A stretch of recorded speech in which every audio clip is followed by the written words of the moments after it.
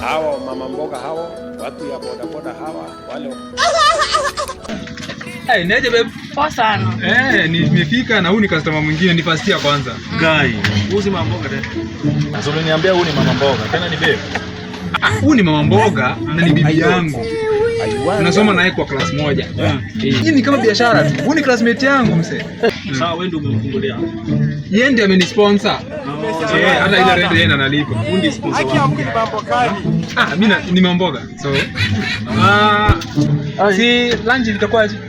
Kama nenda. Leo Mnanichanganya hapa, mnanichanganya. Huyu ni bibi yangu. Mimi ni bibi yake. Wewe ni bibi yake. Ni classmate yangu na ni bibi yangu. Tuko fourth year wote. Ni vile sasa alifungua biashara. Ulikuwa juu nilikwambia tunaenda kwa mama mboga. Huyu ni mama mboga sasa. Mnanichanganya sana. Lakini kuweke nini customer? Niweke nyanya, ndizi, kitunguu, mayai 4. Sasa ndizi utachukua hapo, acha nikufungie mayai na nyanya. Ni nani kama mama mboga mama? Mama mboga ni shujaa. Babe, leo utakula nini leo lunch? Wewe ni organizie, alafu sinaenda kupika yenye tunatosha tukobeni. Nini maajabu. Huyu ni sponsor wangu. Huyu ni kama mama wangu. Yeye ndo analipa rent kila kitu. Mimi kazi yangu ni kusoma.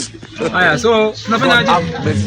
Niende nifike kwa soko nione kinyi tutanunua tukule. Okay, sawa. Huyu ni customer wako, unaweza muongelesha vizuri akuletea hao wafanyakazi wengine. Sawa, sonete wenzako. Sawa.